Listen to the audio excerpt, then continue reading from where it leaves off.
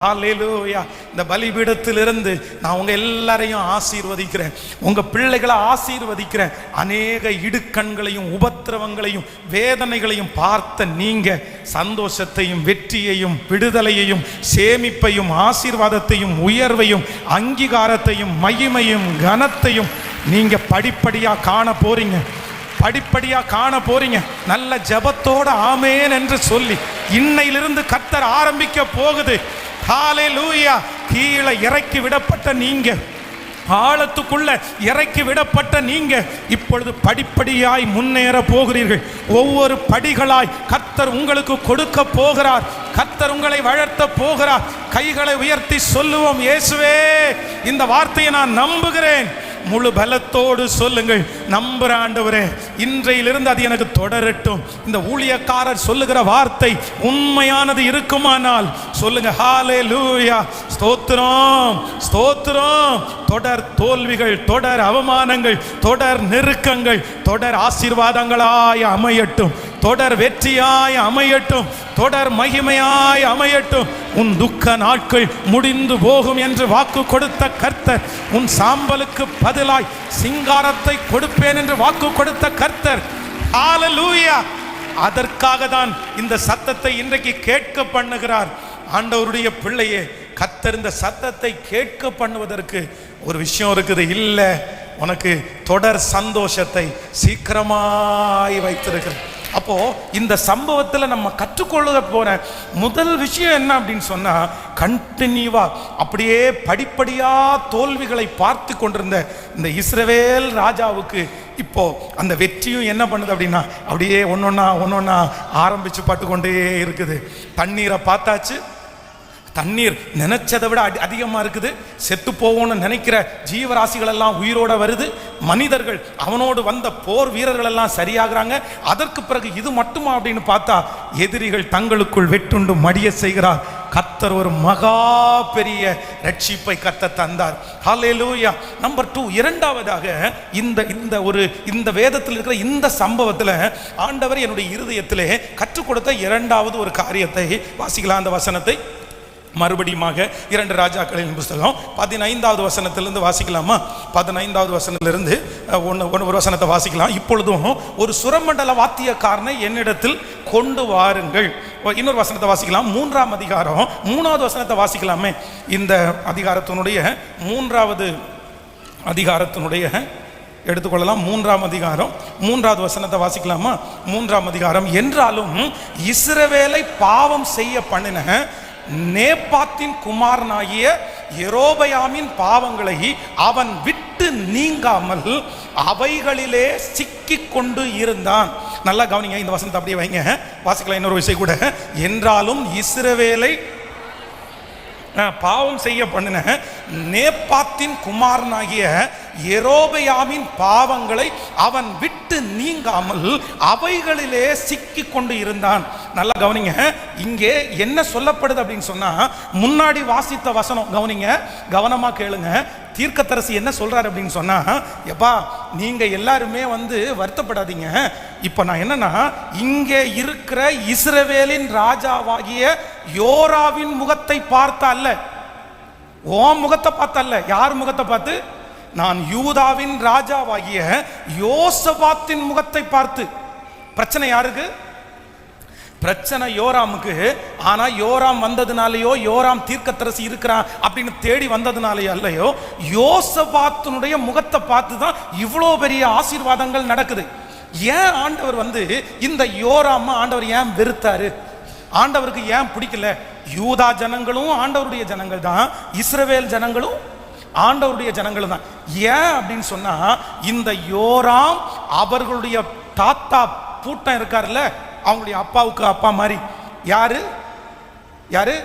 இஸ்ரவேலை பாவம் செய்ய பண்ணின யெரொபெயாம், நேபாத்தின் குமாரனாகிய யெரொபெயாம். இந்த கவனிங்க, இந்த யெரொபெயாம் நான் சொன்னேன் யார் அப்படின்னா, சாலோமன் ராஜ்யபாரம் முடிய போகும்போது 12 கோத்திரமா இருந்தது எப்படி பிரியுது? 11 1 தனித்தனியா பிரியுது. யெரொபெயாம் 11 கோத்திரத்திற்கு ராஜாவானான் இஸ்ரவேலுக்கு. யூதா கோத்திரம் மட்டும் யாரிடத்துல இருந்து? தாவீதனுடைய மகன் சாலோமனுடைய மகன் ரெகொபெயாமினிடத்துல இருந்துச்சு. இப்போ இந்த யெரொபெயாமுக்கு ஆண்டவர் வந்து இந்த வெளிப்பாடை கொடுக்கிறாரு பாருங்களேன். இந்த மாதிரி ராஜ்யம் பிரிய போகிறதுன்றத கர்த்தர் சாலோமனுக்கு சொல்லாம யாருக்கு சொல்றாரு தெரியுமா? இந்த யெரொபெயாமுக்கு கர்த்தர் சொன்னார். சொல்லும் போது ஒரு தீர்க்கதரிசியை அனுப்பி ஒரு சால்வையை எடுத்து 10 துண்டா கிழிச்சு அவன் கையில கொடுத்து, இப்படிதான்ப்பா ராஜ்யம் வந்து பிரிக்கப்பட்டு போகுதுப்பா, உன் கையில இந்த ராஜ்யத்தை எல்லாம் நான் தர்றேன்ப்பான்னு சொல்லி கர்த்தர் அடையாளத்தோட ஒரு அற்புதத்தோட அவன் கையில கர்த்தர் தந்தார். ஆனா இந்த யெரொபெயாம் என்ன பண்ணார் அப்படின்னு சொன்னா, கொஞ்ச நாள் தாண்டின உடனே இந்த ஜனங்கள் வந்து ஆராதிக்க போகும்போது யூதா ஜனங்களிடத்துல போயிருவாங்களோ, பிரிஞ்சு ஒவ்வொரு கோத்திரமா அவர்களிடத்துல சேர்ந்துருமோன்னு நினைச்சு இவங்க என்ன பண்றாரு அப்படின்னு சொன்னா, 2 தங்க கன்று குட்டி மாதிரி 2 சிலையை உண்டு பண்ணி ஜனங்கள் ஆராதிக்க போகிற 2 இடத்துல வச்சு, நீங்க அவ்வளவு தூரம் ஒன்றும் டிராவல் பண்ணி போக வேண்டாம், நீங்க இங்கேயே ஆராதிக்கலாம் அப்படின்னு சொல்லி ஜனங்களை தம் பக்கத்துல வைக்கணும்ன்றதுல ரொம்ப கவனமா இருந்துச்சு. இப்ப என்ன ஆகுது அப்படின்னா, நாட்கள் தாண்டதற்கு பிறகு இந்த யோராம் ராஜா இருக்கார்ல, இந்த யோராம் என்ன பண்றான் அப்படின்னா, எல்லாத்தையும் விட்டுட்டான். ஆண்டவரை நேசிச்சான், ஆண்டவரை பிடிக்கும். ஆனா தாத்தா அப்பா செஞ்ச பாவத்தை மட்டும் அவனால என்ன பண்ண முடியல. கேட்கல? சத்தமா சொல்லுங்க. அதுதான் வேதம் சொல்லுது. என்றாலும் இஸ்ரவேலை பாவம் செய்ய பண்ணின நேபாத்தின் குமாரனாகிய யெரொபெயாமின் பாவங்களை அவன் விட்டு நீங்காமல் அவைகளிலே சிக்கி கொண்டு இருந்தான். கவனிங்க, இந்த சம்பவத்துல 2வது ஒரு எச்சரிப்பை நீங்க பாக்குறீங்க. என்ன எச்சரிப்பை பாக்குறீங்க அப்படின்னு சொன்னா, உங்க அம்மா அப்பா உங்க முன்னோர்கள் செஞ்சு வந்த பாவத்தை நீங்க கண்டினியூ பண்ண கூடாது அப்படின்னா ஆண்டவர் வந்து விரும்புறார். நிறைய பேரு நிறைய விட்டுட்டாங்க, அவங்க சொந்தக்காரங்களை விட்டுட்டாங்க, நிறைய விஷயத்தை விட்டுட்டாங்க. ஆனா என்ன தெரியுமா, இன்னும் ஒரு சில காரியம் அப்பா கைட் பண்ணிட்டே இருக்காரு, அம்மா கைட் பண்ணிட்டே இருக்காங்க. முன்னோர்களுடைய சில சுபாவத்திலிருந்து சிலர் வெளியே வரல.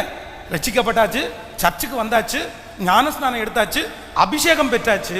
ஆனா முன்னோர்கள் செய்து வந்த பாவத்தை மட்டும் இன்றைக்கு நீங்க கண்டினியூ பண்ணிட்டு இருப்பீங்கன்னா ஆண்டவர் சொல்றாரு, யோராம் எனக்கு முன்னாடி வந்து நின்னா நான் செவி கொடுக்க மாட்டேன்பா. ஏன் அப்படின்னா, அவன் யாரு தெரியுமா? எல்லாத்துலயும் மாறினா, ஆனா யாருடைய பாவத்தை விட முடியல. சொல்லுங்க. எனக்கு ரொம்ப அப்படியே இம்ப்ரெஸ்ஸா முன்னாடி நான் போகிறதுக்கு எனக்கு ஒரு ரொம்ப மாடலா கர்த்தர் இருந்தாலும், அதற்கு பிறகு எனக்கு ரொம்ப வழிகாட்டியா இருந்தவர் யார் அப்படின்னா, எங்க பாஸ்டர் எனக்கு ரொம்ப முக்கியமானவராக இருந்தார். என்னை ரொம்ப அழகா எங்க பாஸ்டர் கைட் பண்ணார். விசுவாசம் என்னன்றது எங்க பாஸ்டர் தான் கற்றுக் கொடுத்தாரு. அப்படின்னா கன்வென்ஷன் கூட்டம் நடக்கும்போது தான் எங்க பாஸ்டருடைய விசுவாசத்தை நாங்கள் பார்ப்போம். எங்க பாஸ்டர் வந்து காணிக்கையெல்லாம் சர்ச்சில் தனி பாட்டோ அப்படியெல்லாம் வைக்க மாட்டார். அவ்வளவு ஃபெய்த், விசுவாசத்தை, எதுக்குமே கவலைப்படுறது, அழுறது, அந்த மாதிரிலாம் அவர் அவ்வளவு கற்றுக் கொடுத்துட்டார். ஆனால் நான் வந்து எங்கள் பாஸ்டரை குற்றப்படுத்தல. எங்கள் பாஸ்டருக்குள்ள ஒன்னே ஒன்று மட்டும் இருந்துச்சு. என்ன தெரியுமா? என்கிட்ட சொல்லும் போதெல்லாம் சொல்லுவார், டேய் நீ கல்யாணம் பண்ணிக்கோ, நீ சிட்டியில் ஊழியம் பண்ணுற, கிராமத்தினுடைய பொண்ணை உனக்கு கல்யாணம் பண்ணி கொடுத்தா நீ எப்படி அது நடக்கும்னு எனக்கு தெரில. அங்கேயே ஒரு பொண்ணை கூட நீ பார்த்துக்கோ, தப்பில்லை. ஆனால் நீ என்கிட்ட வந்து சொல்லு, உனக்கு ஒரே ஒரு கண்டிஷன், அந்த புள்ள நம்ம ஆளா இருக்கணும். எது நம்ம ஆள்னா என்ன? நம்ம ஆள்னா என்ன? நம்ம ஜாதியா இருக்கணும்டா, நம்ம ஜாதியா இருக்கணும், வேற ஒண்ணுமே இல்லை.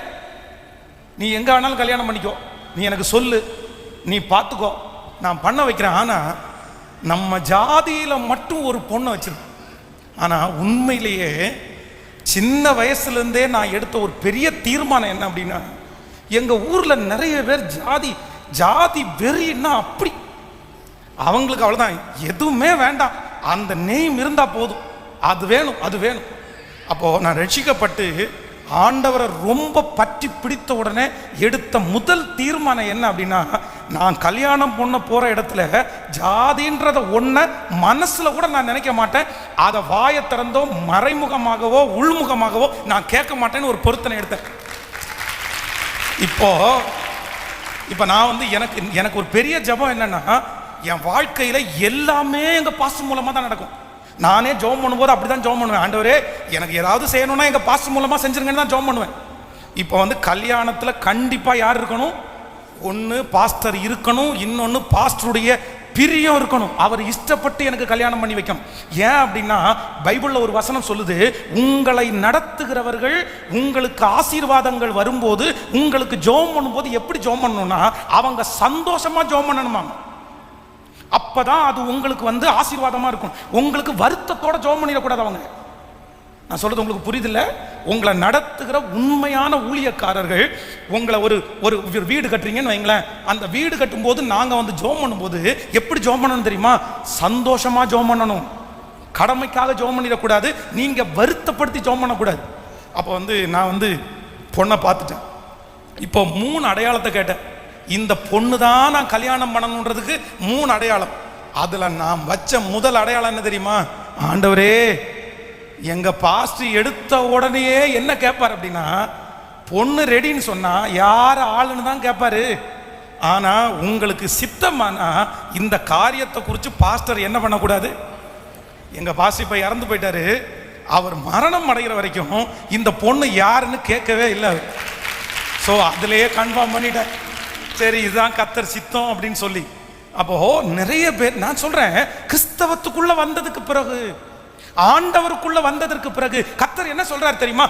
ஆண் என்றும் இல்லை, பெண் என்றும் இல்லை, உயர்ந்தவன் என்றும் இல்லை, தாழ்ந்தவன் என்றும் இல்லை. நம்ம எல்லாரும் கர்த்தருக்கு முன்னாடி எப்படி இருக்கிறோம் தெரியுமா? சமமா இருக்கிறோம். ஜாதியை யார் பிரதர் உண்டு பண்ண? உயர்ந்தவன் தாழ்ந்தவன்ற அந்த அங்கீகாரத்தை யார் பிரதர் உண்டு பண்ணா? மனுஷன் தானே.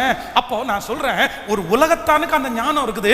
ஆண்டவருடைய பிள்ளைகளாகிய நீங்க இன்னைக்கு உங்க தாத்தா அப்படி பண்ணாரு, உங்க சித்தப்பா அப்படி பண்ணாரு அப்படின்றதுக்காக நீங்க அதை பிடிச்சிட்டு இருந்தா எப்படின்னு நினைக்கிறேன். எப்படி ஜாதி பார்க்கலாமா? முன்னோர்களுடையதை மட்டும் நிறைய பேரால், அது மட்டும் இந்த கயிறை மட்டும் கொஞ்சம் கட்டிக்கிறியா, இது அருணா கயிறு இல்லை நான் அத்து தொங்கிரும். ஆமா, இது மந்திரி. இந்த திருவிருந்து எடுக்கிற பிள்ளைங்க கூட சிலர் வந்து நீங்க ரட்சிக்கப்பட்டீங்களா இல்லை தெரியாம ஏதாவது எடுத்தீங்களா தெரியல, கம்ப்ளைண்ட் வந்து கையில் ஏதோ கயிறு எல்லாம் கட்டிட்டு இருக்கிறீங்களாமா. காலில், இந்த காலில் கயிறு கட்டுறது, கையில் இதெல்லாம் ஆண்டவருக்கு. நீங்க திருவிருந்து எடுக்கிறவங்க எப்படி அதை பண்ணலாம்? அது ஃபேஷன் ஆயிடுச்சுல. அது எங்க இருந்து வந்துச்சு? யாருடைய முறை? அது யாருடைய பயன்பாடு? ஏன் அப்படின்னா இதை மட்டும் பண்ணிக்கோ பிள்ளை, எல்லாம் இருக்கட்டும். சொந்தக்காரங்க என்ன நினைப்பாங்க? சுத்தி இருக்கிறவங்க என்ன நினைப்பாங்க? நீங்க உலகமே வேண்டான்னு ஆண்டவருக்காக விட்டுட்டு வந்தவங்க தானே. நாம என்ன வர மாட்டேங்குது. எனக்கு இயேசு போதும்னு வந்தவங்க மட்டும் கை தூக்குங்க. எனக்கு சொந்தம் இல்லை, எனக்கு இயேசு போதும். இப்போ நான் சொல்றேன், இயேசு போதும்னு வந்த உங்களுக்கு அந்த உலகம் எதுக்குங்க? யாரை பிரியப்படுத்த போறீங்க? கர்த்தரையா, மனுஷனே? அப்பா அம்மாவையா, சொந்தக்காரங்களையா? சொந்தக்காரங்க தப்பா நினைப்பாங்க. ஊர் ஜனம் என்ன சொல்லும்? நான் சொல்றேன், ஊர் ஜனத்தை நான் பகைக்க சொல்லல, அவங்களுக்கு எதிரா நில்லுங்கன்னு சொல்லல. ஆனா அதையே ஆண்டவருடைய சித்தத்திற்காக ஜெபம் பண்ணி, நீங்க எனக்கு ஹெல்ப் பண்ணுங்க ஆண்டவரே, இந்த இடத்துல உங்களுக்காக நான் வைராக்கியமா நிற்கிறேன் அப்படின்னு சொல்றதுக்கு என்னன்னு கேட்கிறேன் நான். நம்ம இந்த உலகத்துல சம்பாதிக்கிறதுக்கோ, வீடு கட்டுறதுக்கோ, பெரிய மாளிகை கட்டுறதுக்கோ நம்ம வந்தவங்க கிடையாது. என்ன தலையை ஆட்ட மாட்டேங்கிறீங்க? நமக்கு இதெல்லாம் முதலாவது தேவனுடைய ராஜ்யத்தையும் அவருடைய நீதியையும் தேடுங்கள், அப்பொழுது இவைகளெல்லாம் உங்களுக்கு கூட. ஆனா இது பூச்சியும் துருவும் பிடிக்கும், இது அழிஞ்சு போகும், இது உனக்கு டெம்பரவரி தான், இது உனக்கு நிலையானது, இது போயிடும், அவ்வளவுதான். ஆனா இந்த உலகத்துல இருக்கிற வரைக்கும் நம்ம கனமா வாழ்றதற்காக, நம்ம சாட்சியா இருக்கிறதுக்காக ஆண்டவர் இதெல்லாம் தரணும்னு நம்ம ஜெபம் பண்றோம். ஜஸ்ட் அதன் மேல வந்து பிரியம் எல்லாம் நம்ம வைக்க முடியாது. நம்ம யாருக்குரியவர்கள்? தேவனுக்குரியவர்கள். நமக்குரியது இங்க இல்ல, எங்க இருக்குது? சத்தமா சொல்லுங்க. இந்த நினைப்பு உங்களுக்கு இருக்கா? கேட்கல. பரலோகத்தை குறிச்ச நினைப்பு இருக்கா? அப்போ நான் சொல்றேன், இவ்வளவு தூரம் ஆண்டவரை தேடி வந்துட்டு பற்றி பிடிச்சிட்டு முன்னோர்களுடைய சில பாரம்பரியத்தை மட்டும் உங்களால விட முடியலன்னா நீங்க எப்படி ரட்சிக்கப்பட்டீங்கன்றது எனக்கு சந்தேகமா இருக்குது. எங்க அம்மா வந்து கல்யாணமான புதுசுல அந்த கல்யாண பேச்சு நடந்துட்டு இருக்கும்போது என்ன சொன்னாங்கன்னு எனக்கு ஃபோன் பண்ணி, டே காசு எங்க நிறைய கொடுக்குறாங்களோ அங்க பொண்ணு கட்டு. ஏன் தெரியுமா? நீ ஊழியக்காரன், உனக்கு எவ்வளவு கிடைச்சாலும் நீ என்னதான் செய்ய போற? பிசாசு எப்படி வர்றான் பாருங்க. நம்மளா இருந்தா உடனே கர்த்தருக்கு ஸ்தோத்திரம், ஆமா எனக்கு எத்தனை கோடி கொடுத்தாலும் ஊழியத்துக்கு தானே அப்படின்னு. சரி நீங்க ஏதாவது பார்த்து வச்சிருக்கீங்கன்னு கேட்டா, ஆமா 7 லட்சம் ரூபாய் ரொக்கம், ஒரு ஸ்கார்பியோ காராம். ஒரு பொண்ணு பார்த்துருக்குறேன். நான் எங்க அம்மாட்ட சொல்றேன்மா, நம்ம வரதட்சணை அப்படின்றதெல்லாம் வாங்குறதெல்லாம் வந்து பயங்கரமான தப்பு. ஏசப்பா பிள்ளைங்க அப்படியெல்லாம் இன்னொருத்தருடைய பாசுக்கு ஆசைப்படக்கூடாது. அது வந்து நான் தீர்மானம் எடுத்திருக்கிறேன். கல்யாணம் கூட நான் வந்து என் பணத்தில் தான் பண்ணணும்னு நான் பொருத்தனை எடுத்திருக்கிறேன். நீங்கள் என்னம்மா இப்படி சொல்கிறீங்கன்னு கேட்டால், பொழைக்க தெரியாத பிள்ளையா இருக்காதடா. அவங்க யாருக்கு கொடுக்குறாங்க? உனக்கு கொடுக்குறாங்களா, பிள்ளைக்கு கொடுக்குறாங்களா? பிள்ளைக்கு தானே கொடுக்குறாங்க. எவ்வளோ பெரிய அப்படி ஆலோசனை பாருங்கள். அப்போ நான் இப்போ அப்படியே ஸ்ட்ரிக்டாக சொல்லிட்டேன், இந்த பாருங்கம்மா, தயவு செய்து நான் ஊழியத்துக்கு போனதுக்கு அப்புறம் உங்கள்கிட்ட எதுவுமே நான் உங்கள்கிட்ட கேட்கல. நானா இந்த ஊரை விட்டு போகும்போது, நான் ஊரை விட்டு வரும்போதே நான் கொண்டு ஒரு 200 300 என் கையில் இருந்துச்சு. அது நான் செங்கல் சூளையில் வேலை செஞ்ச பணம். நான் வந்து கொண்டு போன துணி வந்து ஒன்று கடையில் வாங்கினது, மற்றது எல்லாமே இன்னொருத்தட்ட இனாமா வாங்கினது, யாரோ போட்டு கொடுத்தது. உங்கள்கிட்ட பைபிள் காலேஜுக்கு போனதுலேருந்து 1 ரூபா கூட நான் வாங்கினதில்லை. லீவுக்கு 6 மாசத்துல ஒரு 2 மாசம் லீவுக்கு போனேன்னா கூட, லீவுக்கு போய் செங்கல் சூளையில் வேலைக்கு போய் அந்த காசை வச்சு தான் அடுத்த செமஸ்டர் கொண்டு வருவேன்.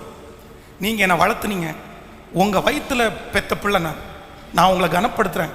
கர்த்தர் என்ன நல்லா இருக்க வைக்கும்போது, ஆசீர்வாதமாக வைக்கும்போது கண்டிப்பாக நான் உன்னை பார்ப்பேன். எந்த பிள்ளை பார்க்குதோ இல்லையா, நான் உங்களை பார்க்குறேன். ஆனால் என்னுடைய ஊழியத்திலேயோ என்னுடைய தீர்மானத்திலேயோ மட்டும் தயவு செய்து நீங்கள் குறுக்கே வந்துடாதீங்கம்மா. நான் உங்களை எதுவுமே டிஸ்டர்ப் பண்ண மாட்டேன்.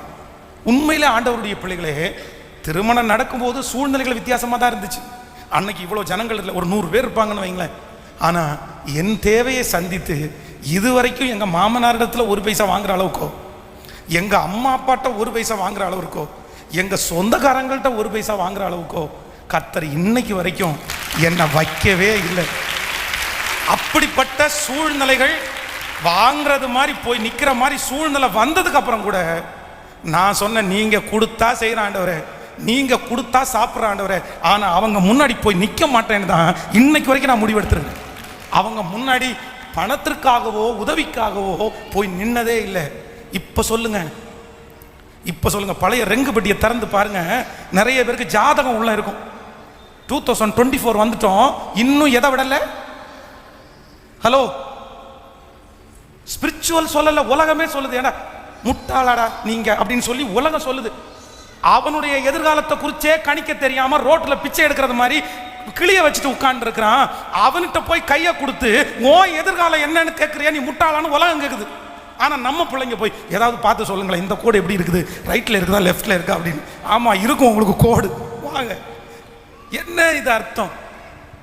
இல்லை இல்லை இல்லை இல்லை, நம்ம ஆண்டவருடைய பிள்ளைங்க, நம்ம அப்பா நமக்கு நல்லவர் தான், நம்ம அம்மா நமக்கு நல்லவங்க தான். நம்ம அப்பா நமக்கு இயேசுவை காமிச்சாங்க, நம்ம அம்மா நமக்கு இயேசுவை காமிச்சாங்க. ஆனா ஒரு காலகட்டத்தில் வரும்போது எங்க அப்பா இதுல மிஸ்டேக் பண்ணிட்டாரு, எங்க அம்மா இதுல தவறு பண்ணிட்டாங்கன்னு உங்களுக்கு உணரவடையும் போது அந்த பாரம்பரியத்தை, அவங்களுடைய சாம்ராஜ்யத்தை விட்டுட்டு எனக்கு கர்த்தர் முக்கியம்னு நீங்க வரணும்ல. இல்லை நான் எனக்கு எப்படி வர முடியும் அப்படின்னு நினைச்சா அப்ப அதை கண்டினியூ பண்ணணும்னு நினைக்கிறீங்களா நீங்க?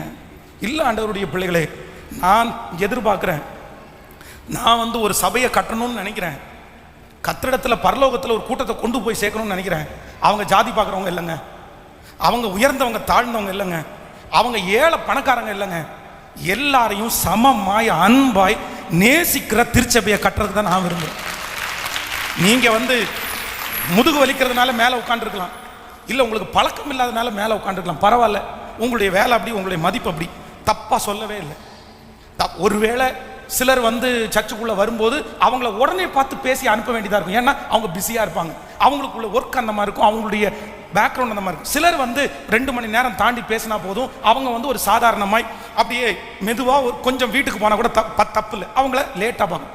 இப்படித்தான் பலிபீடத்திலிருந்து சொல்கிறேன், இப்படித்தான் நான் பார்க்குறேனே தவிர பணம் இருக்கிறவங்களுக்கோ இவங்க படித்தவங்கன்றக்கோ இல்லை இவங்க ரொம்ப அழகாக இருக்கிறாங்களே அதனால இவங்கள்ட்ட கொஞ்ச நேரம் அப்படியெல்லாம் சத்தமாக சொல்லுங்க. எல்லாரும் பக்கத்தில் கையை பிடிச்சி சொல்லுங்க, இந்த பெருமை, நான் அதை வச்சிருக்கிறேன், இதை வச்சிருக்கிறேன், வீடை வச்சிருக்கிறேன், காரை வச்சிருக்கிறேன், படிச்சிருக்கிறேன், இதெல்லாம் ஒன்றுக்குமே உதவாது.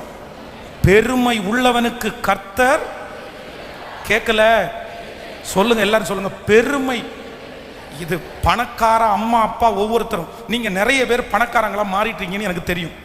கர்த்தர் உங்களை ஆசீர்வதிக்கிறார். நான் வந்து ஏன்னா நீங்க பட்ட பாடுகளுக்கு ஆண்டவர் ஆசீர்வதிக்கிறார். இந்த ஊழியம் 2005 ஆரம்பிச்சதிலிருந்து இன்னைக்கு வரைக்கும் நிறைய பேரை நான் பார்க்குறேன். உங்களுடைய உழைப்பு, உங்களுடைய வேகம், உங்களுடைய கமிட்மெண்ட் எல்லாத்தையும் நான் பார்க்குறேன். அவங்களுடைய உற்சாகத்துக்கு தகுந்த மாதிரி நிறைய பேரை கர்த்தர் இங்க ஆசீர்வதிக்கிறாரு. ஆனா ஒன்று, உங்க பிள்ளைகளுக்கு தயவு செய்து தாழ்மையை கற்றுக் கொடுங்க ப்ளீஸ். உங்க பிள்ளைகளை விட்டுறாதீங்க. நான் நிறைய பிள்ளைகளை பார்க்குறேன், உங்க தாழ்மை உங்க பிள்ளைகளுக்கு இல்லை. உங்க தாழ்மை உங்க பிள்ளைகளுக்கு இல்லை. உங்க பிள்ளைங்க சர்ச்சில் யார்கிட்ட பேசுறாங்க சொல்லுங்க. உங்க பிள்ளைங்க வந்து கஷ்டப்பட்ட ஒருத்தரிடத்துல பேசுறதுக்கு நீங்க கற்றுக் கொடுக்குறீங்க உங்க பிள்ளைகள்கிட்ட. உங்க பிள்ளைங்க தெரியுமா, அவங்களுக்கு யார் வசதியோ அவங்கள்ட்ட தானே ஒன்று சேர்றீங்க. எப்படி இது? உங்களை எங்க இருந்து கர்த்தர் எங்க உயர்த்தினாரு? அழகுள்ள பிள்ளைங்க யார்கிட்ட பேசுறீங்க?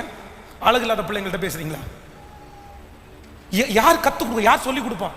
அந்த பிள்ளைக்கு கார்ல இருந்து இறங்கும் போதே முகத்தை பார்த்தாலே நமக்கு தெரியுது. அவ்வளோ ஒரு தனாவட்டு மாதிரி, அவ்வளோ ஒரு ஹெட் வெயிட் மாதிரி அப்படியே இறங்கும் போது, பைக்ல இருந்து இறங்கும் போது அப்படி நட ஒட்ட பேச்சு. எனக்கு என்னமோ பெரிய, எங்க அப்பா பெரிய ஆளு, எங்க அம்மா பெரிய ஆளு. என்ன பெரிய ஆளு? நீ கஷ்டப்படாத மகளே, நீ கஷ்டப்படாத மகனே. என்னுடைய 2000 இன்னைக்கு வரைக்கும் பார்க்குறேன். இத்தனை வருஷம் 24 இயர்ஸ்ல பெருமையா இருக்கிற யாருமே நல்லா இருந்தது நான் பார்த்ததே இல்லைப்பா. படிப்புல பெருமைப்படாதப்பா, படிப்புல பெருமைப்படாது. படிப்புல பெருமைப்பட்ட பிள்ளைங்களை நான் பார்த்துருக்கிறேன். இந்த திருநெல்வேலி இந்த சவுத்து சைடில் பார்த்தீங்கன்னா இந்த பிள்ளைகளுக்கு கொஞ்சம் அறிவு வந்தா போதும், படிப்புல பெருமை பாராட்டுவாங்க பாருங்க அப்படி. ஆனா என்ன செய்ய முடியும்னு நினைக்கிறீங்க? ஒண்ணுமே படிக்காதவங்களோட அவங்கள கம்பேர் பண்ணா இவங்க ஒண்ணுமே சாதிச்சிருக்க மாட்டாங்க. அதனால நான் உங்களுக்கு கடினமா பேசுறேன்னு நினைக்காதீங்க, தயவு செய்து அப்படி இல்லை. இந்த உலகத்திலேயே உங்க அம்மா அப்பா ஆண்டவர் நேசிக்கிறத தவிர நான் உங்களை நேசிக்கிறேன். இது பலிபீடத்திலிருந்து சொல்றேன். கண்டிப்பா எந்த ஊருக்கு போனாலும், எந்த நாட்டுக்கு போனாலும் உங்க நினைப்பு இப்போ கண்டினியூவா எத்தனையோ கூட்டங்கள் வந்து நான் போக முடியல. ஏன் அப்படின்னா நிறைய கூட்டங்கள் வருது. ஏன் அப்படின்னா உங்களை எப்படியாவது பில்ட் பண்ணணும், உங்களை எப்படியாவது ஸ்ட்ராங் பண்ணணும், உங்களை ஒவ்வொருத்தரையும் தனித்தனியா. ஏன்னா நீங்க எனக்கு கொடுத்த சொத்து, உங்க மூலமா நிறைய பேர் ஆசீர்வதிக்கப்படணும்.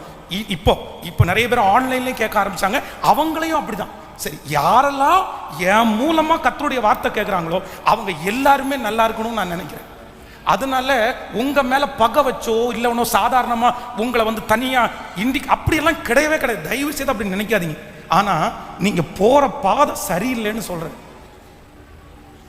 மனசுல அந்த அழுக்கு வந்துச்சுன்னா உடனே கழுவுங்க. அந்த அழுக்கு பெருசா மாறிடும், பெருமைன்ற அழுக்கு பெருசா மாறிடும். அதற்கு பிறகு உங்க கண்ணை அது முழுக்க ஆளுக செஞ்சிடும். அது உங்களுக்கு தப்பாவே தெரியாம போயிடும். சின்னது வரும்போதே கொஞ்சம் கொஞ்சமா நீங்க அந்த அழுக்க களைஞ்சிட்டீங்கன்னா அந்த தாழ்மை சாகர வரைக்கும் உங்களுக்கு இருக்கும். ஆண்டவர் உங்களை பல மடங்கு மேன்மைப்படுத்த வல்லவர். ஆமென் சொல்லுங்க. சரி, உங்களை சொன்ன இப்ப என்ன நான் சொல்றேன், எங்க அம்மா வந்து பேச்சுல இந்த கரு நாக்குன்றாங்கல்ல, பாம்பு நாக்குன்றாங்கல்ல, அப்படி எங்க அம்மா ரொம்ப ஷார்ப்பா பேசுவாங்க. அவங்க வந்து வேற எதுவும் பேச வேண்டாம், சண்டை போடுவாங்க தெரியுமா? ரசிக்கப்படுறதுக்கு முன்னாடி எங்க அம்மா மாதிரி சண்டைக்காரி யாருமே கிடையாது. அவங்களோட சண்டை போட்டெல்லாம் யாரும் ஜெயிக்க முடியாது. எங்க அம்மா பேச ஆரம்பிச்சாங்கன்னா ஊர்ல இருக்கிற எல்லா சகோதரிகளும் வாயை மூடிட்டு, எப்பா இந்த அம்மாவுடைய வாயில் நிற்க முடியாதுமா நம்ம. அவ்வளவு ஷார்ப்பா பேசுவாங்க. எங்க அப்பா ஒரு நாள் வந்து, எங்க அப்பா குடிக்கிறவரா இருந்தாலும் அதுக்காக எங்க அம்மா நியாயமற்றவங்க கிடையாது, இன்னைக்கு நியாயம் உள்ளவங்க. இன்னைக்கு ரொம்ப ஜெபம் பண்றாங்க, எனக்காக ரொம்ப ஜெபம் பண்றவங்க எங்க அம்மா தான். அப்போ எங்க அப்பா வந்து குடிக்கிறவரா இருந்தாலும் ரொம்ப நியாயமான மனுஷன். உண்மையிலே யாருக்குமே எங்க அப்பா அநியாயம் செய்யவே மாட்டார். யாருடைய பொருளையும் வச்சுக்கணும்னு நினைக்க மாட்டார். 100 ரூபாய் இன்னைக்கு சம்பளம் வாங்குறாருன்னா 100 ரூபாய்க்கும் வேலை செஞ்சு தான் வருவார். அதுல வந்து ஓப்பி அடிக்கிற அந்த மாதிரி இல்லை. எங்க அப்பாவை நான் பார்த்துருக்கேன், எங்க அப்பா கூட நான் வேலை செஞ்சிருக்கிறேன். ஒரு நாள் எங்க அம்மா எங்க அப்பாவை ரொம்ப ஷார்ப்பா பேசிட்டாங்க. எங்க அப்பா ரொம்ப தைரியசாலி. இந்த தற்கொலை பண்றோம், சூசைட் பண்றோம் எல்லாம் எங்க அப்பாவுக்கு வரவே வராது. ஆனா எங்க அம்மா சொன்னதை கேட்டுட்டு இனி உலகத்துல வாழக்கூடாதுன்னு ஒரு முடிவு எடுத்துட்டாரு. எங்க அப்பா சில முடிவை எடுத்தா அவரால் மாற்றவே முடியாது, யாருமே அவரை மாற்ற பண்ண முடியாது, அவ்வளோ கடினமாக எடுத்துருவாரு. அப்போ என்னன்னா சாகணும்னு முடிவு எடுத்தவர் ஆசிட் குடிச்சு சாகணும்னு நினைச்சார். எங்கள் ஊரில் அப்போ வந்து தற்கொலை பண்ணுறவங்க நிறைய பேர் ஆசிட் குடிப்பாங்க. இந்த ஆசிட் என்ன அப்படின்னு சொன்னால் ஒரு 5 மினிட்ஸ் தான் வந்து உயிரை வைக்கும். குடித்த உடனே ஒவ்வொரு பார்ட்டாக அப்படியே அழுகி வாயில் வாமிட் எடுத்து அப்படியே வரும் பாருங்கள் உள்ளே இருக்கிறது எல்லாமே. நான் நேருக்கு நேர் பார்த்துருக்குறேன். அப்போ எங்கள் அப்பா கையில் ஒரு பாட்டிலை எடுத்துட்டு நாங்கள் 5 பேர் அழுறோம், கெஞ்சுறோம் எங்கள் அப்பாட்ட, பா வேண்டாம். எங்கள் அம்மாட்ட சொல்கிறோம், கேளுமா, சாரி கேளுமா, அவரை விடுமா அப்படின்றாங்க. எங்கள் அம்மா வந்து ஸ்ட்ராங்காக அப்படி ரசிக்கப்படலை, அப்போ இருந்துட்டாங்க. எங்கள் எல்லாரையும் உதறி தள்ளிட்டு, இல்லை நான் உயிரோட வாழ மாட்டேன்ற ஒரு முடிவில் எங்கள் அப்பா போயிட்டேன் வீட்டை விட்டு. அப்போ எனக்கு மூத்த அக்கா வந்து ரொம்ப ஜெபிக்கிறவா, அவள் தான் ஃபஸ்ட்டு ரட்சிக்கப்பட்டவா. அவளை எங்கள் அப்பாவுக்கு ரொம்ப பிடிக்கும். எங்கள் அப்பாவுக்கு பின்னாடி கிலோமீட்டரில் ஓடி போய் எங்கள் அப்பாவுடைய 2 காலையும் கட்டி பிடிச்சி, யாருக்கு வேண்டாமோ எனக்கு நீங்கள் வேணும், என் கல்யாணத்தை நீங்கள் பார்க்கணும், என் குழந்தைய நீங்கள் கையில் தூக்கணும், நான் உங்களை பார்த்துக்கிறேன், நீங்கள் வேணாம் அம்மாவை விட்டு என்கிட்ட வாங்க, நான் உங்களை பார்த்துக்கிறேன், நீங்கள் இல்லாமல் நான் எப்படி இப்போ இந்த உலகத்தில் வாழ்கிறது அப்படின்னு எங்கள் அக்கா வந்து கண்ணீர் விட்டு அழுத போது எங்கள் அப்பாவுடைய மனசு கொஞ்சம் இறங்கிருச்சு. சரி அப்படின்னு சொல்லி எங்கள் அக்காவுக்காக எங்கள் அப்பா திரும்பி வந்தார். இன்றைக்கி 82 வயசு ஆயிடுச்சு. அவர் சுகமாக இருக்கார், கர்த்தரோட சுகமாக வச்சுருக்கிறார். ஆனால் இப்போ என்ன பிரச்சனை தெரியுமா? பைபிள் காலேஜில் நான் படிக்கும்போது ஒருத்தன் வந்து ஏதோ ஒரு வார்த்தை சொல்லிட்டான். நான் ஒரு வார்த்தை சொன்ன உடனே, இதை பாரு, இன்னொரு டைம் நீ பேசிட்டேன்னா உன்னை அடிச்சிருவேன். நான் 2வது பேசுகிறேன், டே நீ பேசுறது எனக்கு பயங்கரமாக கோவம் வருது. அவன் ஒரு வார்த்தை சொன்னா, நீ ஒரு வார்த்தை பேசுறது எனக்கு ஊசி வச்சு குத்துறது மாதிரி இருக்குன்னு. எனக்கு உடனே ஞாபகம் வந்துருச்சு, இது யாரோட ஃப்ரிட்டு, இது எங்கேருந்து வந்துச்சு? எங்கள் அம்மாவும் எப்படி பேசுவாங்க? உடனே போய், இல்லை ஆண்டவரே நான் ரொம்ப ஷார்ப்பாக பேசுகிறேன், என்னுடைய பேச்சை நீங்கள் மாற்றணும், என் டோனை நீங்கள் மாற்றணும், எனக்கு கற்றுக் கொடுங்க, எனக்கு சொல்லி கொடுங்கன்னு உண்மையிலே சொல்கிறேன். உபவாசம் இருந்து ஜெபம் பண்ணிடுறேன். அப்போது எதை தொடரக்கூடாது நம்ம? சொல்லுங்கள் சத்தமா. இதுக்கு ஒரு வசனத்தை உங்களுக்கு சொல்லிட்டு நான் முடிக்கிறேன். வாசிக்கலாம். ஆதியாகமம் 12ஆம் அதிகாரத்தினுடைய 12, 13 வேக வேகமாக வாசிக்கலாம், டைம் ஆயிடுச்சு. 12ஆம் அதிகாரம். எகிப்தியர் உன்னை காணும் போது இவள் அவனுடைய மனைவி என்று சொல்லி என்னை கொன்று போட்டு உன்னை உயிரோடைய வைப்பார்கள். ஆகையால் உன் நிமித்தம் எனக்கு நன்மை உண்டாகும்படி உன்னாலே என் உயிர் பிழைக்கும்படிக்கும் நீ உன்னை என் சகோதரி என்று சொல் என்றார். நீங்க 20ஆம் அதிகாரம் 1-2 வாசிக்கலாம்.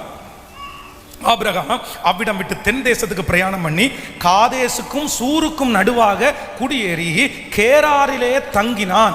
அங்கே ஆபிரகாம் தன் மனைவியாகிய சாராயை தன் சகோதரி என்று சொன்னதினாலே கேராரின் ராஜாவாகிய அபிமெலேக்கு ஆள் அனுப்பி சாராளை அனுப்பித்தான். ஹலோ, எல்லாம் கொஞ்சம் கவனிங்க, எல்லாம் கொஞ்சம் பாருங்க.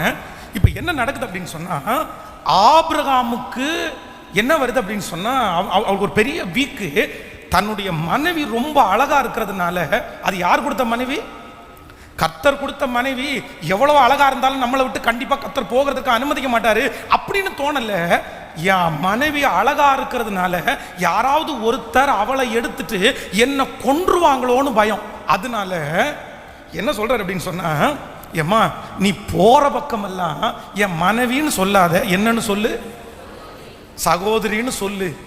ஒரு இடத்துல போயிட்டான், அந்த இடத்துல இவனுடைய மனைவி தான் கண்டுபிடிச்சு அந்த மனுஷன் காரி துப்பாத குறையா பேசிட்டு போறாரு. ஏண்டா மனைவிண்டா இப்படியா சொல்லுவ நீ அப்படின்னு, போடா பொழைச்சிட்டு போடா, நான் ஏதோ பண்ணலான்னு நினைச்சா ஆண்டவர் என்னை தடுத்துட்டாரு, சரி அப்படின்றாரு. சரி அதை விட்டா பரவாயில்ல. நெக்ஸ்ட் இன்னொரு இடத்துல அடுத்த ஊருக்கு போகும்போது அங்கேயும் போய் என்ன சொல்றாரு அப்படின்னு சொன்னா, எம்மா நீ என்ன பண்ணிடுறாங்க, இந்த ஊர்ல சொல்லிடாத, உன்னை உயிரோட வச்சு என்ன கொன்றுவாங்க. அங்கேயும் அவங்க என்ன சொல்றாங்க, சகோதரி. அந்த ஊருக்காரன் வந்து ஏன்பா இப்படி பண்ற, உடனே அதை மேக் பண்றதுக்கு இல்ல, ஒரு முறையில் அவ எனக்கு தங்கச்சி தான் வரும். ஆமா, இந்த சப்ப கட்டுவாங்கன்னு சொல்லுவாங்கல்ல, தன்னுடைய பொய்யை மறைக்கிறதுக்காக. சரி, இவருடைய காலம் முடிஞ்சிருச்சு. இப்ப அடுத்து நெக்ஸ்ட் பாருங்களேன். நீங்க ஆதியாகமம் 26ஆம் அதிகாரம் 7வது வசனத்தை வாசிக்கலாமா? அவ்விடத்து மனிதர் அவன் மனைவியை குறித்து விசாரித்த போது, இது யாருடைய மனைவி கேட்கல.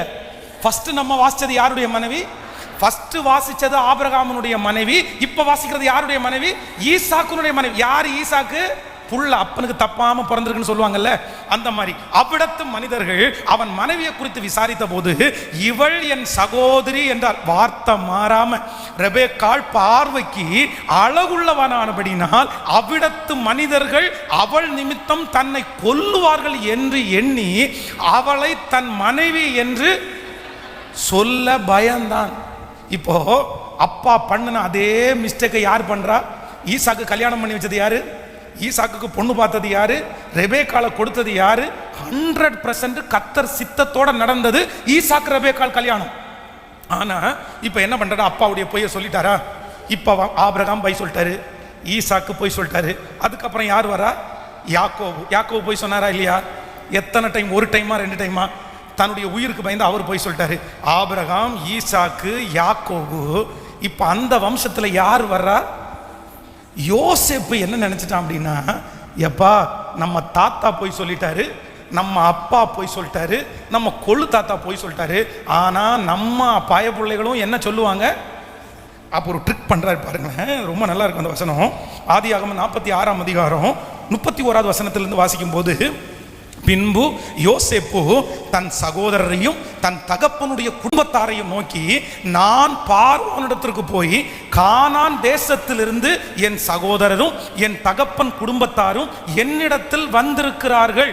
அவர்கள் மேய்ப்பர்கள், ஆடுகளை மேய்க்கிறது அவர்கள் தொழில். அவர்கள் தங்கள் ஆடு மாடுகளையும் தங்களுக்கு உண்டான எல்லாவற்றையும் கொண்டு வந்தார்கள் என்று அவருக்கு சொல்லுகிறேன்.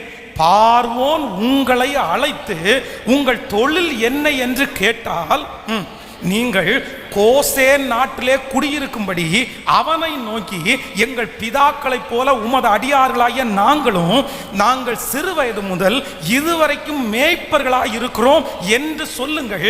மேய்ப்பர்கள் எல்லாம் எகிப்தியர்களுக்கு.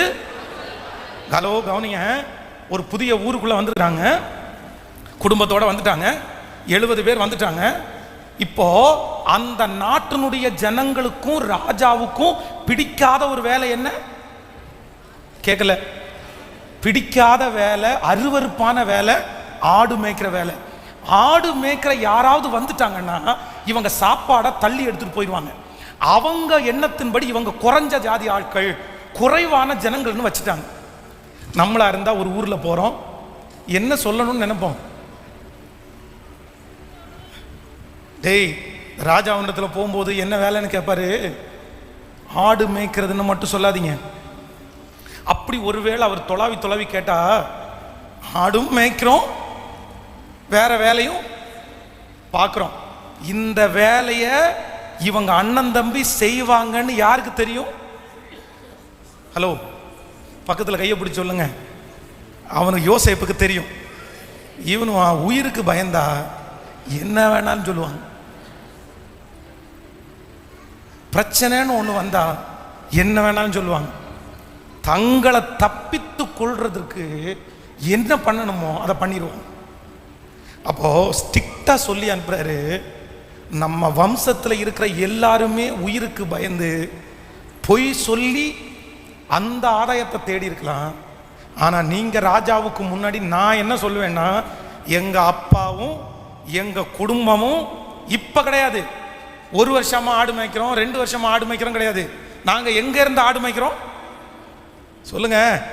எங்க குல தொழிலே இதான், நாங்க ஆடுதான் மேய்க்கிறோம்னு சொல்லுவோம். நீங்களும் ஒன்று மறக்காம சொல்லுங்க. அவர் கேட்டா என்ன சொல்லுங்க?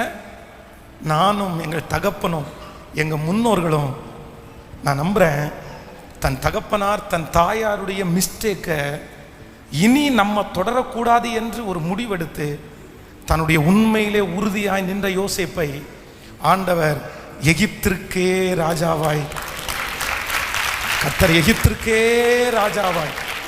ஹல்லேலூயா. யாரோட ஆண்டவர் பேசுறாருன்னு தெரியல. உங்க அப்பா ஊழியக்காரராக கூட இருக்கலாம், உங்க அப்பா ஒரு பெரிய ஜெப வீரராக கூட இருக்கலாம், உங்க அம்மா ரொம்ப ஆண்டவரோட நடக்கிறவங்களா இருக்கலாம். ஆனா அவங்கள முன்னாடி நிறுத்தும் போது ஆண்டவர் உங்களிடத்துல பேசலாம், இந்த விஷயத்துல உங்க அம்மா தப்பிட்டாங்க, இந்த விஷயத்துல உங்க அப்பா செஞ்சது சரியில்லை அப்படின்னு ஒரு விஷயத்தை ஆண்டவர் பேசுவாரானால், இல்லை நான் என் குடும்ப மானத்தை நான் விட்டுறக்கூடாதுன்னு நினைச்சு மனுஷனுக்காக ஆண்டவரை விட்டு கொடுக்க வேண்டியது இல்லை. என் புத்தி தெளிந்த போது நான் ஆண்டவருக்கு கீழ்ப்படுகிறதையே நான் நினைக்கிறேன். ஆமென் சொல்லுங்க பார்க்கலாம். எத்தனை பேர் ஒப்பு கொடுக்க விரும்புறீங்க? எத்தனை பேர் ஒப்பு கொடுக்க விரும்புறீங்க? கைகளை உயர்த்தி ஆமென் சொல்லுங்க. ஆண்டவரே, நான் ஒரு முயற்சி எடுக்கிறேன். ஆண்டவரே, உமக்கு சித்தமானது என் கையில் வைக்கட்டும். உமக்கு சித்தமானது என் கையில் வைக்கட்டும். எதேர்ச்சியாய் உங்கள் பிள்ளைகளுடைய திருமணம் உங்களை சார்ந்திருக்கிற ஒரு இடத்துல நடந்தால் தப்பு இல்லை. உங்களுடைய ஃபேமிலிக்குள்ளே நீங்கள் பொண்ணு கொடுக்குறீங்க, பொண்ணு எடுக்கிறீங்க, அதை நான் தப்பாக சொல்ல வரல. நீங்கள் பார்த்து நல்ல பிள்ளை அதெல்லாம் நான் தப்பாக சொல்ல வரல. ஆனால் இந்த ஒரு காரணத்திற்காக நான் கல்யாணம் பண்ணிக்க முடியாது, இந்த ஒரு காரணத்திற்காக நான் ரிஜெக்ட் பண்ணுறேன் அப்படின்னு உங்கள் மனசுக்குள்ளே இருக்குமானால் அது கண்டிப்பாக அது சரியானது அப்படின்னு சொல்ல முடியாது. சிலருடைய குடும்ப வாகில் வளர்க்கப்பட்ட வளர்ப்பு அப்படி இருக்கலாம். அந்த கேரக்டரோட ஒத்து போகலாம். அதை நான் தப்புன்னு சொல்லலை. ஆனால் அதுதான் முக்கியம், அதுதான் எனக்கு வேணும் அப்படின்னு நினைக்கிறது ஆண்டவருடைய பிள்ளைகளுக்கு என்ன இல்லை அப்படின்னா அழகே இல்லை. இந்த உலகத்தில் கிறிஸ்தவத்தை அழிக்கிற எல்லாருமே இந்த உலகத்தை விட்டு போகணும்னா, நான் சொல்கிறேன், ஜாதின்ற ஒரு வெறிய கிறிஸ்தவன்ற ஒன்று அழிக்கும்னா இந்த உலகத்தில் எதிராளிங்க கர்த்தரை எதிர்க்கிறவங்க இருக்க மாட்டாங்க. உலகத்தில் இருக்கிற நிறைய மதங்கள்ல என்ன இருக்கு தெரியுமா? அவங்களுடைய மூல ஆதாரம் எது தெரியுமா? அவங்க கடவுளை வணங்க போறதுக்கு என்ன இருக்குது? அவங்கள கடவுளை வணங்க போறதுக்கு ஜாதி இருக்குது. இவங்க தான் இது வரைக்கும் வர முடியும், இவங்க தான் இந்த கருவறைக்கு வரைக்கும் வர முடியும், இவங்க சாமியை தொடக்கூடாது, இவங்க தீபாராதனையில் கலந்து கொள்ள முடியாது, இவங்க வேற்று, இவங்க உள்ள வர முடியாது. ஆனா இதை ஒழிக்கணுன்றதுக்காக தான் ஆண்டவராகிய இயேசு கிறிஸ்து 2000 ஆண்டுகளுக்கு முன்பாக தேவாலயத்தினுடைய திரைச்சீலையை 2ஆ கிழிச்சு யார் வேணாலும் கர்த்தரை தரிசிக்கலாம், கர்த்தரை தரிசிக்கிறதுக்கு ஜாதி ஒரு பெரிய விஷயம் இல்லைன்றத அன்னைக்கு ஃபர்ஸ்ட் கர்த்தர் நிரூபணம் பண்ணிட்டார், உறுதிப்படுத்திட்டார். அவர் உறுதிப்படுத்தி வச்சதை நம்ம எப்படிங்க மறுக்க முடியும்?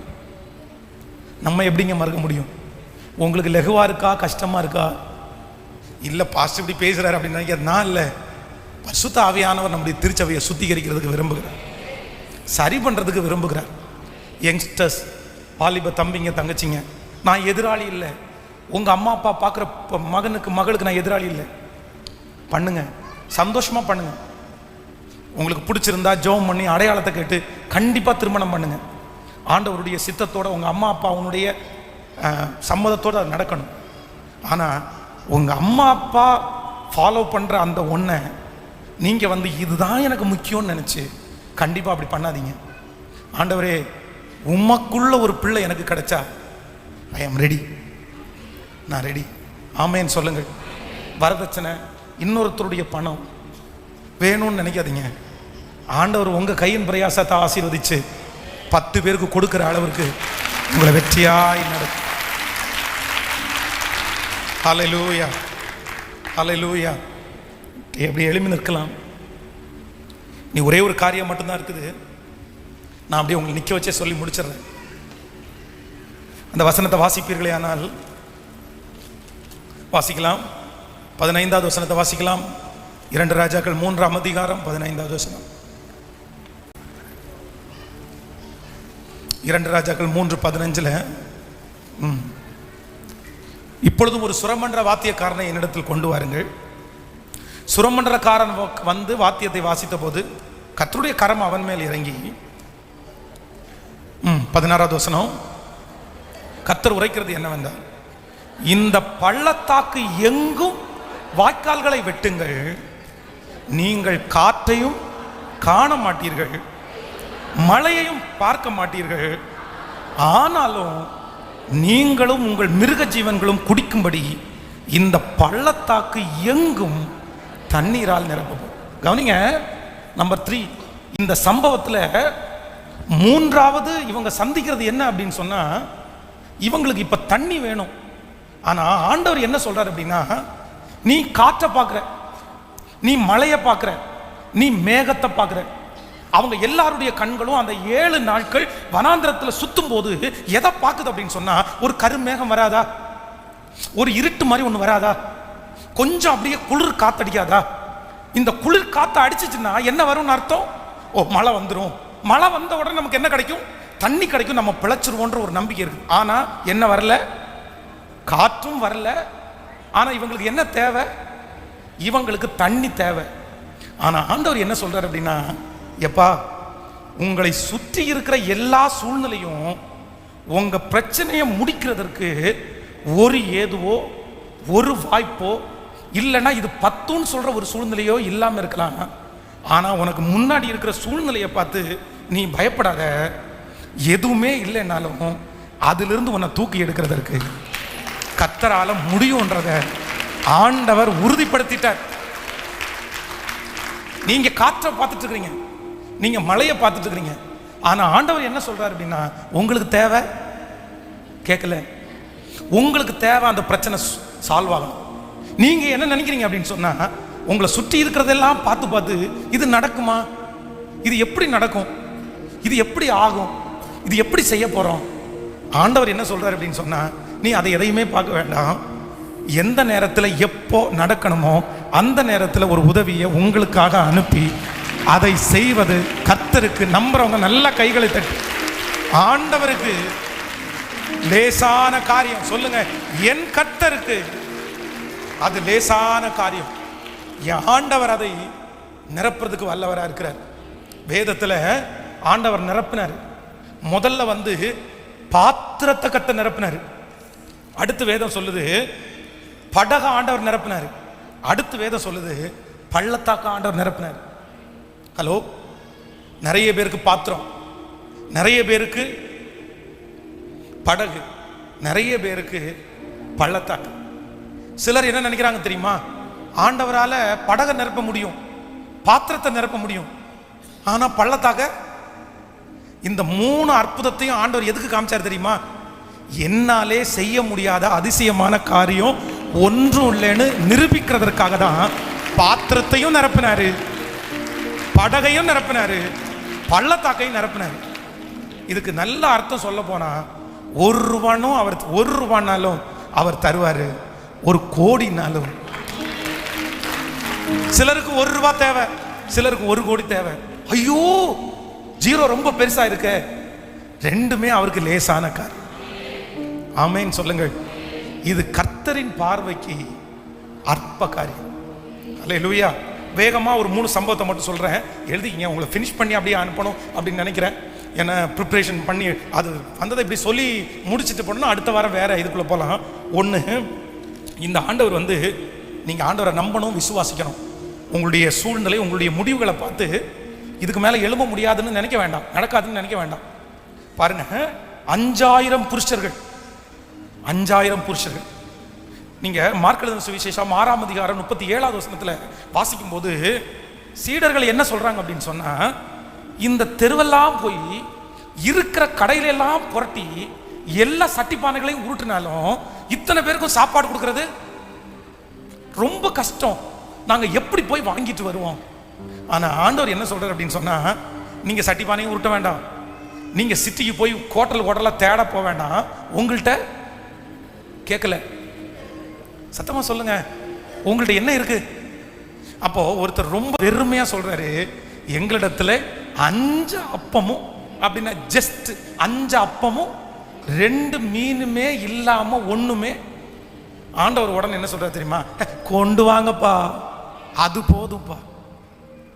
நம்ம நிறைய பேர் இதே சீடர்களை மாதிரி தான் நீங்க இருக்கிறீங்க.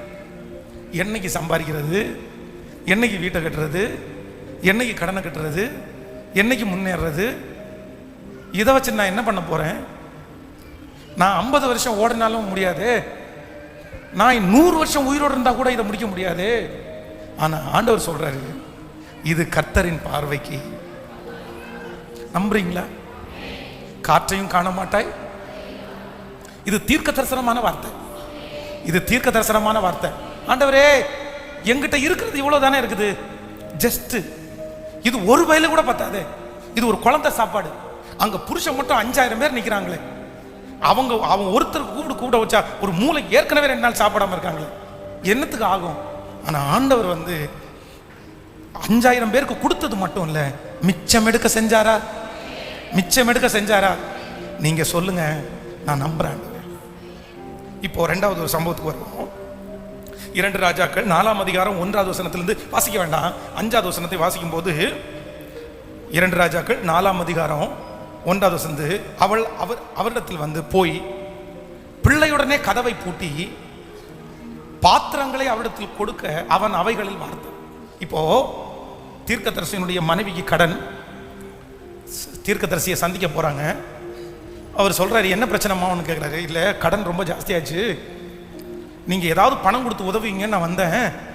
கடன் வாங்கினவன் என் 2 பிள்ளைகளையும் விலைக்கு வாங்குற அளவுக்கு வட்டி சேர்ந்து போச்சு. இப்ப எப்படி கொடுக்கறதுன்னு எனக்கு தெரியல. இப்போ நீங்க என்ன எதிர்பார்ப்பீங்க? உங்களுக்கு ஒரு சிச்சுவேஷன் வந்தா என்ன எதிர்பார்ப்பீங்க? சரி, தீர்க்கதரிசி ஏதாவது கொடுத்து கொஞ்சம் கடனை அடைச்சாருன்னா, இவர் மாறி அவரிடத்துல என்ன கேட்கிறாருன்னா, உங்ககிட்ட என்ன, ஏயா என்கிட்ட இருந்தா உங்ககிட்ட நான் ஏன் வரேன்? நம்ம அப்படித்தானே சொல்லியிருப்போம், என்கிட்ட இருந்தா எனக்கு கொடுக்க தெரியாதோ, இவர் பெரிய கண்டுபிடிச்சாரு, உங்ககிட்ட என்ன இருக்கு? உடனே அந்த அம்மா சொல்றது, கடன் இருக்குது எவ்வளவு பெருசு தெரியுமா? 2 பிள்ளைகளையும் மீட்டெடுக்க முடியாத அளவுக்கு கடன். என்கிட்ட இருக்கிறது என்ன தெரியுமா? தோசை சுட்டு சாப்பிட்றதுக்கு கொஞ்சம் எண்ணெய், கொஞ்சம் எண்ணெயே அல்லாமல். உடனே தீர்க்கதரிசி சொல்றாரு, போதுமே, இது போதுமே, இது ரொம்ப பெருசுமா, இது ரொம்ப பெருசுமா, கொண்டு வா, ஜெபம் பண்ணி நீ போய் பக்கத்தில் இருக்கிற எல்லாருடைய வெறும் பாத்திரங்களை வாங்கி நீ ஊத்து, உனக்கு எவ்வளவு தேவையோ உனக்கு கண்டிப்பா கிடைக்கும். நடந்துச்சா? கேட்கல? அப்புறம் ஏன் உங்களுக்கு பயம்? அப்புறம் ஏன் உங்களுக்கு விசுவாசம் குறையும்? அப்புறம் ஏன் உங்களுக்கு நம்பிக்கையே இல்லை? கண்டிப்பா செய்வார், கண்டிப்பா செய்வார், நிச்சயம் நடக்கும். அதை உங்க கைகள் பார்க்கும். இந்த ஃபெய்த்தை தவிர ஒண்ணுமே இல்லை பாஸ்டர். போதும், அந்த விசுவாசம் உலகத்தை அசைச்சிரும். அந்த ஒரு விசுவாசம் சகலத்தையும் கொண்டு வந்து சேர்த்துரும். அந்த விசுவாசம் உங்களுக்கு என்ன வேணாலும் பண்ணும். ஆமே, நம்புறீங்களா? இப்போ 3வது ஒரு சம்பவம் நடக்குது. நீங்க 1 ராஜாக்கள் 17ஆம் அதிகாரம் 10வது வசனத்திலிருந்து வாசிச்சு பாத்தீங்கன்னா, தீர்க்கதரிசி நடந்தே வந்துட்டு இருக்காரு. அப்போ ஒரு அம்மா என்ன பொறுக்கிட்டு இருக்காங்க சொல்லுங்க? விறகு பொறுக்கிட்டு இருக்காங்க. சோ விறகு பொறுக்கிற அம்மாட்ட இவர் ஃபர்ஸ்ட் கேட்கிறாரு, கொஞ்சம் குடிக்கிறதுக்கு கொஞ்சம் தண்ணி. இந்த வசனத்தை வாசிங்களேன்.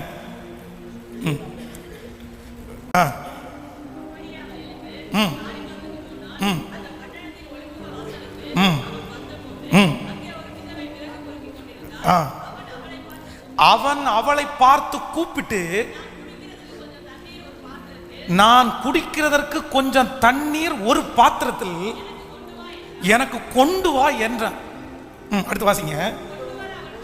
இப்ப இவர் என்ன கேட்கிறாருன்னா, கொஞ்சம் தாங்க எடுக்கிறதுனால விறகு பொறுக்கிட்டு ஒரு அம்மாவை பார்த்து, அம்மா கொஞ்சம் குடிக்கிறது கொஞ்சம் தண்ணி எடுத்துட்டு வருவியா அப்படின்னு சொல்றாங்க. உடனே தண்ணி தான் இலவசமா இருக்கிறது, அது நிறைய இருக்கு, அதை வச்சு என்ன பண்ண முடியும், அதை வச்சு என்ன செய்ய முடியும் அப்படின்னு நினைச்சிட்டு அவ விறகு பொறுக்கிட்டு இருக்கிறத விட்டுட்டு இப்ப தண்ணி எடுக்கிறதுக்கு என்ன பண்றாங்க, திரும்புறாங்க. உடனே அடுத்து என்ன சொல்றாரு அப்படின்னா, சரி நீ கொண்டு வர போகிற போது அவன் அவளை நோக்கி கூப்பிட்டு கொஞ்சம் அப்பமும், நீ வரும்போது பசிக்குதுமா கொஞ்சம் தோசையும் சுட்டுட்டு வாமா. அப்போ முன்னாடி சொன்னது ஓகேப்பா, தண்ணி நிறைய இருக்குது, தண்ணி இலவசம், அது எவ்வளவு வேணாலும் எடுத்துக்கோ. ஆனா 2வது நீ ஒண்ணு கேட்டியே, தோசை. அவங்க உடனே என்ன சொல்றாங்க அப்படின்னு சொன்னா, நான் இந்த விறகு பொறுக்க வந்தது 1 வாரத்துக்கு சமைக்கிறது கிடையாது, 1 மாசத்துக்கு சமைக்கிறது கிடையாது. இந்த பஞ்சத்துல எல்லாத்தையுமே காலி பண்ணிட்டோம். இப்ப லாஸ்டா என்ன இருக்குது, கொஞ்சம் மாவு இருக்குது. அத இது எத்தனை நேரத்துக்கு பத்தும்னா, லாஸ்ட், கடைசி, முடிஞ்சிருச்சு. இதுக்கு மேல பஞ்சம் இருக்குது கேட்டா கூட இல்லை.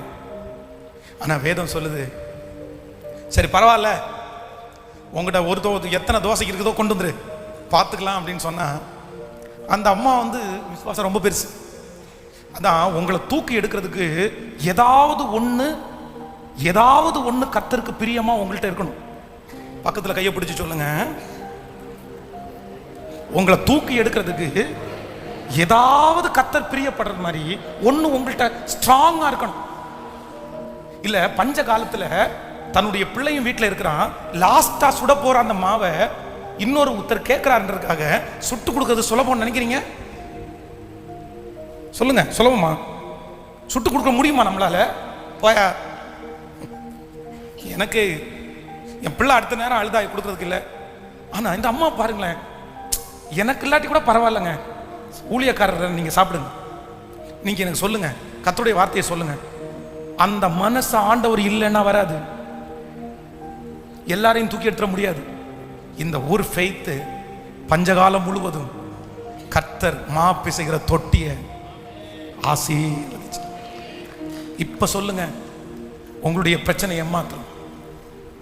இந்த சம்பவத்திலிருந்து மூன்றாவது கர்த்தர் கற்றுக் கொடுக்கிறது, உங்கள்கிட்ட இருக்கிற எல்லா நம்பிக்கையும் அற்று போனாலும் ஆண்டவருடைய அற்புதத்திற்கு கண்டிப்பாக குறைவே இல்லை. ஹல்லேலூயா. கைகளை உயர்த்தி சொல்லுவோம், சத்தத்தை உயர்த்தி சொல்லுவோம், நான் நம்புறேன் ஆண்டவரே, என்ன தூக்கி எடுக்கிறதுக்கு ஒரு ஃபெய்த், என்ன தூக்கி எடுக்கிறதுக்கு ஒரு விசுவாசம், என்ன தூக்கி எடுக்கிறதுக்கு ஒரு பரிசுத்தம், என்ன தூக்கி எடுக்கிறதுக்கு ஒரு ஆராதனை, ஏதோ ஒண்ணு பிரதர், ஏதோ ஒண்ணு. அந்த ஒரே ஒரு நல்ல குணம் உங்களை ஆண்டவரை உங்களை விட்டு போகிறதற்கு பண்ணாது. என் மகனை இன்னும் உங்களை விட்டு கர்த்தரை உங்களை விட்டு போகிறதற்கு பண்ணாது. ஓ நன்மை செய்ய ஒருவர் உண்டு, நித்தம் செய்ய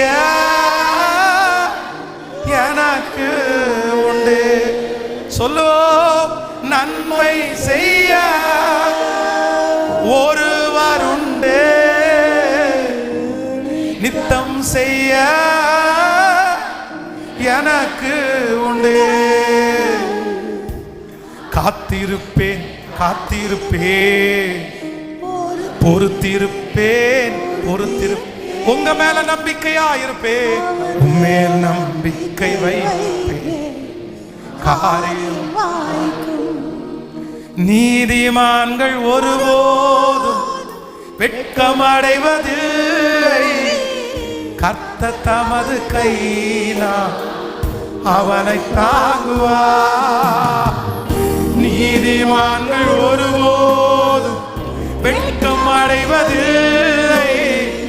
கர்த்தர் தமது கையினால் உன்னை திரும்ப திரும்ப சொல்லுவோம். நீதிமான்கள் ஒருபோதும் வெட்கமடைவதில்லை, கர்த்தர் தமது கையினால் உன்னை தாங்குவார். நன்மை செய்ய ஒருவர் உண்டே, நித்தம் செய்ய எனக்கு உண்டே. சத்தமா பாடிட்டே கர்த்தருடைய பெரிய ஆறுதல் வருது, கர்த்தருடைய பெரிய ஆறுதல் வருது. எனக்கு உண்டு. காத்திருப்பேன் காத்திருப்பேன் பொறுத்திருப்பேன் பொறுத்திருப்பேன், அவர் மேல் நம்பிக்கை வைப்பேன், காரியம் வாய்க்கும். காத்திருப்பேன் காத்திருப்பேன் பொறுத்திருப்பேன் பொறுத்திருப்பேன், அவர் மேல் நம்பிக்கை வைப்பேன், காரியம் வாய்க்கும். நிறைய பேருடைய இருதயம் உடைஞ்சு போயிருக்கிறத கர்த்தர் பார்க்கிறார். பாஸ்டர், உண்மையிலே இந்த சத்தத்தை கேட்கறதுக்கு முன்னாடி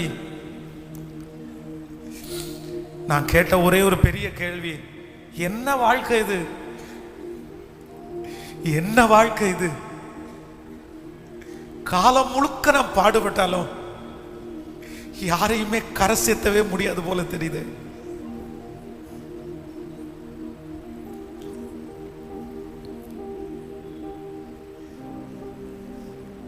என்ன வாழ்க்கை பாஸ்டர் இது? எனக்கு முன்னாடி இருக்கிற சூழ்நிலையை பார்த்தா எத்தனை பேர் உதவி செஞ்சாலும் முடியாது பாஸ்டர். என்கிட்ட இருக்கிறத வச்சு நான் என்ன பாஸ்டர் பண்ணுவேன், நான் என்ன செய்வேன்? கார்ல படுத்து தூங்குறேன் பாஸ்டர், நானு தங்குறதுக்கு வீடு கூட இல்லை. அனாதைன்றது என்னன்னு எனக்கு தான் பாஸ்டர் தெரியும். வீடு இருந்து கூட என் வீட்டில் என்னால தூங்க முடியல பாஸ்டர். சாப்பாடு முன்மாடி இருந்து கூட நிம்மதியா என்னால சாப்பிட முடியல பாஸ்டர். காலம் ஓடுது, வருஷம் ஓடுது. ஆனா என் கையை பார்த்தா என் சரீரத்தினுடைய பலனும் குறைஞ்சு போகுது. எனக்குள்ள நிறைய அவநம்பிக்கை இருக்கு. ஏதோ ஒரு வாலிப தம்பி தங்கச்சி, எனக்கு அப்பா இருக்காங்களா, அம்மா இருக்காங்களா, எனக்கு சொந்தம் இருக்குதா, எனக்கு படிப்பு இருக்குதா, எனக்கு திறமை இருக்குதா? ஒண்ணுமே இல்லையே. என் வயசுல இருக்கிறவங்க எல்லாம் எப்படி இருக்காங்க? என்னென்னமோ நினைவு உங்களை அப்படி சுற்றி சூழ்ந்திருக்கும் போது இன்னைக்கு இந்த வார்த்தை கர்த்தர் உங்களுக்காகவே பக்கத்துல வந்து, மகனே மகளே, அவ்வளவு கடனையும் முடிக்கிறதுக்கு கொஞ்சம் எண்ணெய் தானப்பா இருந்துச்சு, கொஞ்சம் எண்ணெய் தானப்பா இருந்துச்சு.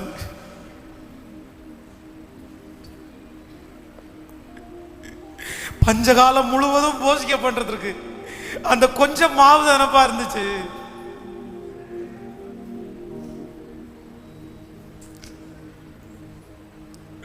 Thank you Jesus. உன்னை பெருக பண்றது எனக்கு லேசான காரியம் தானே.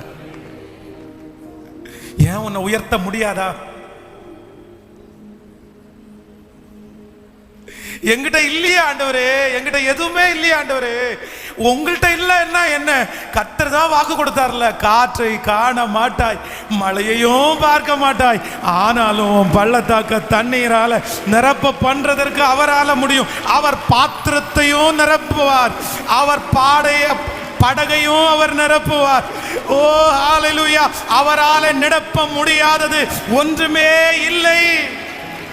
கைகளை தட்டி சொல்லுங்க, முழு பலத்தோட சொல்லுங்க, நான் நம்புறேன் ஆண்டவரேன்னு சொல்லுங்க. எல்லாரும் இருதயத்தின் ஆழத்திலிருந்து சொல்லுங்க, ஆண்டவரே நீர் பாத்திரத்தை நிரப்புகிறவர், உங்களால படகை நிரப்ப முடியும், உங்களால பள்ளத்தாக்கை நிரப்ப முடியும்பா. எல்லாமே லேசான காரியம். இந்த செய்தியில நிறைய பேரை கர்த்தர் தட்டி உயிர்ப்பிக்கிறத நான் பார்க்கிறேன். நிறைய பேருக்கு நம்பிக்கை ஊற்றுறதை நான் பார்க்கிறேன்.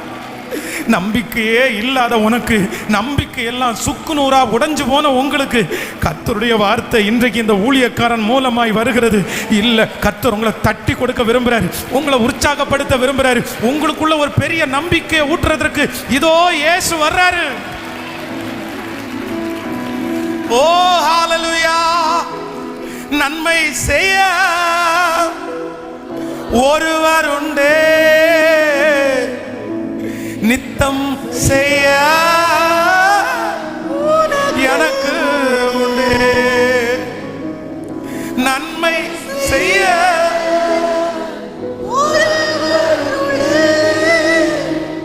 நித்தம் செய்ய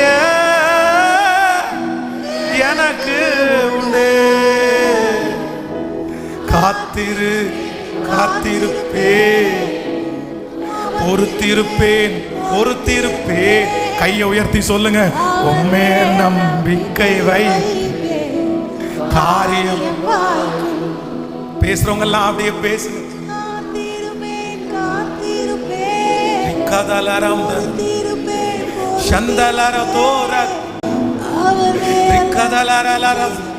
அது நிறைய பேருடைய கண்ணுக்கு ஆச்சரியமா மாற போகுது. அதை பார்த்து நிறைய பேர் பிரமிக்க போறாங்க. இது எப்படி நடந்துச்சுன்னு நிறைய பேர் கேட்க போறாங்க. இது எப்படி உனக்கு வாசிச்சுன்னு கேட்க போறாங்க. அப்போ நீ எழுப்பி நின்னு சொல்லுவ, இது உண்டானது என்னாலே உண்டானது அல்ல, இது கர்த்தருடைய ஈவு. பாத்திரத்தை நிரம்ப பண்ணினவர், படகை நிரம்ப பண்ணினவர், என்னுடைய பள்ளத்தாக்கையும் நிரம்ப பண்ணினார். கைகளை தட்டி வாலிப தம்பிங்க தங்கச்சிங்க எல்லாரும் நல்ல ஜெபம் பண்ணுங்க. உன் எதிர்காலத்தை கர்த்தர் நன்மையினால நிரப்ப போறார். மகளே, உனக்கு ஒரு எதிர்காலம் உண்டு. மகனே, உனக்கு ஒரு எதிர்காலம் உண்டு. இல்ல இல்ல, உன் பலவீனத்தை பார்க்காத, உன் குறைவை பார்க்காத.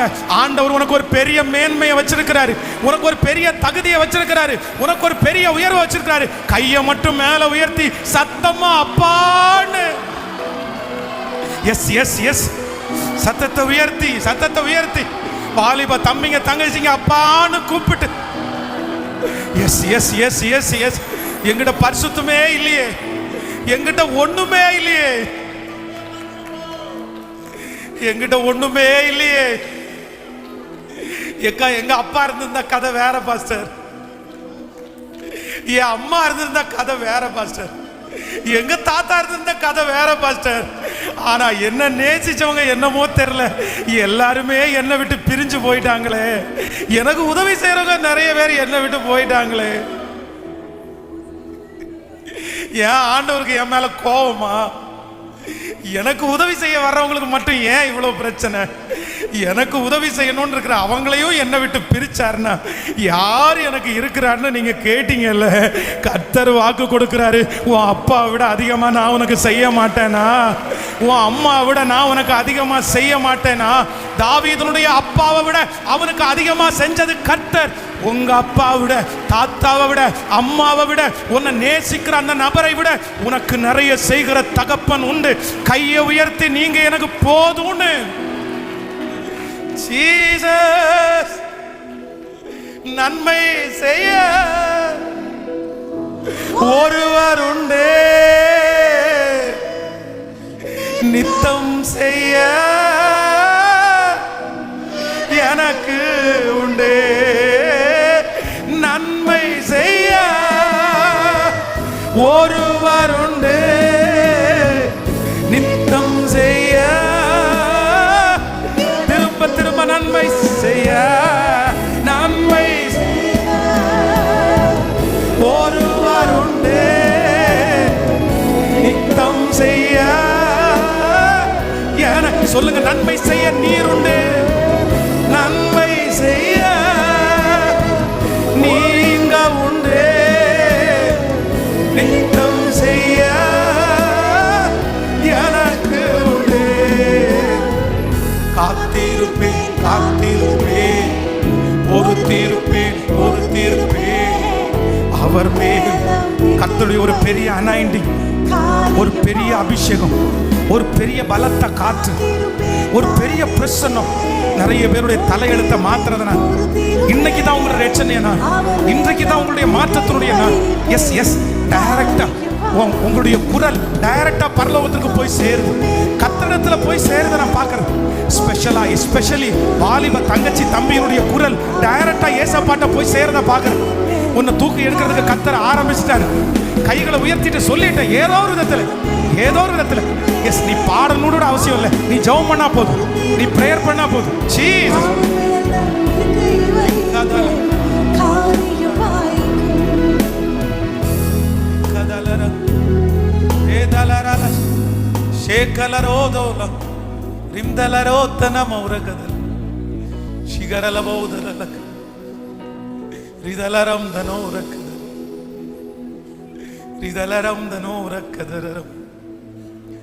பிள்ளைகளை மனதார ஆசீர்வதிக்கிறேன்.